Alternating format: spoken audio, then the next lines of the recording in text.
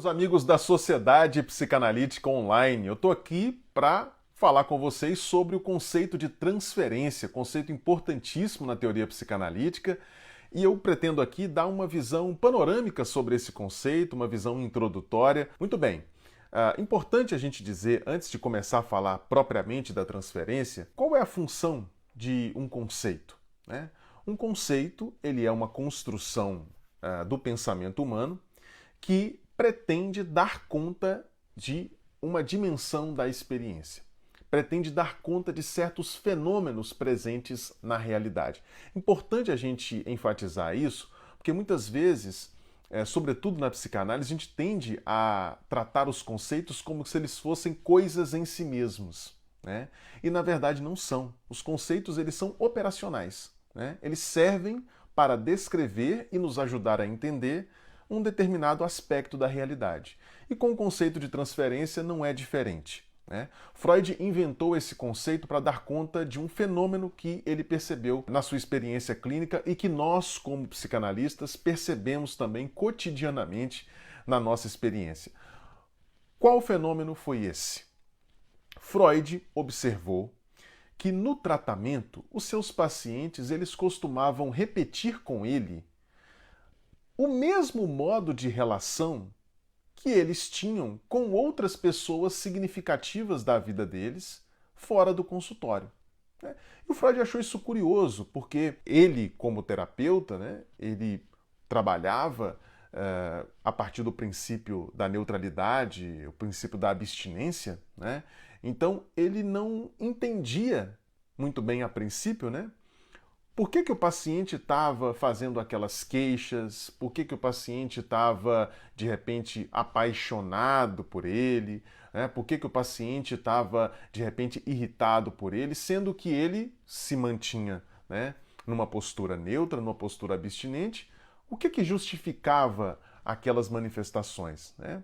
E aí, então, que Freud, observando como aquelas manifestações, como aqueles comportamentos se caracterizavam, ele chega à conclusão de que, na verdade, o paciente está apenas trazendo para o consultório modos de se relacionar que já estavam presentes nas interações com pessoas de fora do consultório. Então se trata aí, né, de uma transferência. O paciente está transferindo para a relação com o analista certos sentimentos, certos modos de se relacionar que não foram derivados da relação analítica, né? Por isso que Freud compara o fenômeno transferencial com o clichê, né? O que é o clichê? O clichê é aquela fala chata que é constantemente repetida, né? E aí quando a gente se depara com ela, a gente tem aquela reação de tédio, né?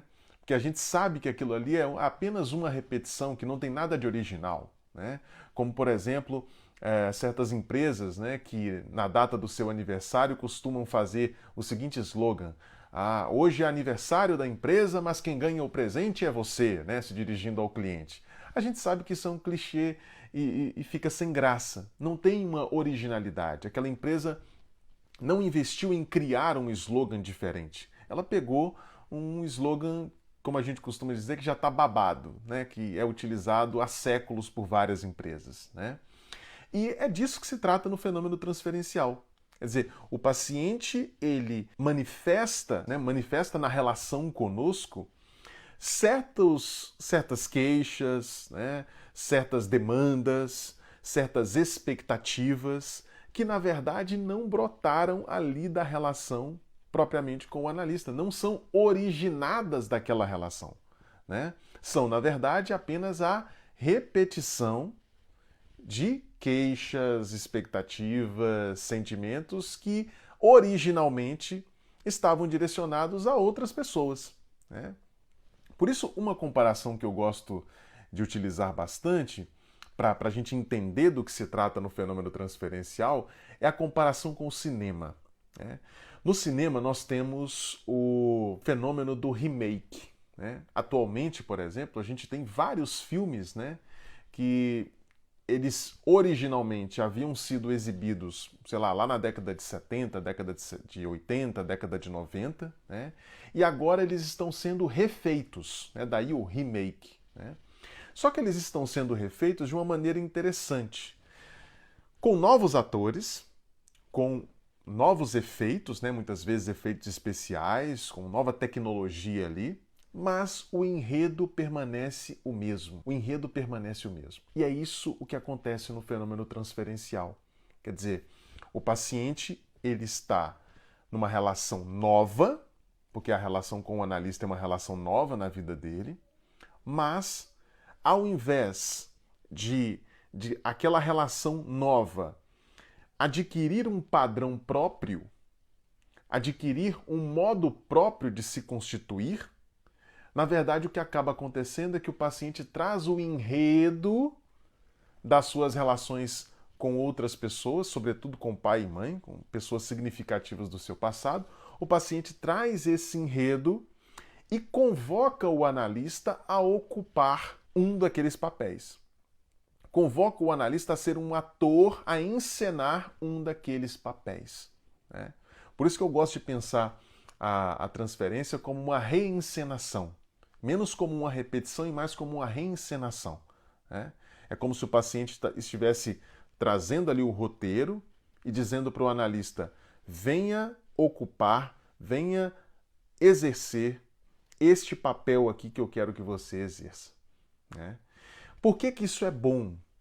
Embora a gente tenha transferência negativa, que é quando o paciente coloca o analista num papel ali de agressor, né, num papel hostil, e aí desenvolve sentimentos de agressividade, de raiva, né, ou muitas vezes de medo do analista por estar colocando-o num papel agressor, num papel hostil. Embora a gente tenha transferência erótica também, que o paciente coloca o analista num papel de objeto sexual, né, de objeto de amor, né, de amor no sentido erótico. Embora a gente tenha essas manifestações da transferência, o fenômeno transferencial ele é muito importante no tratamento. Por quê?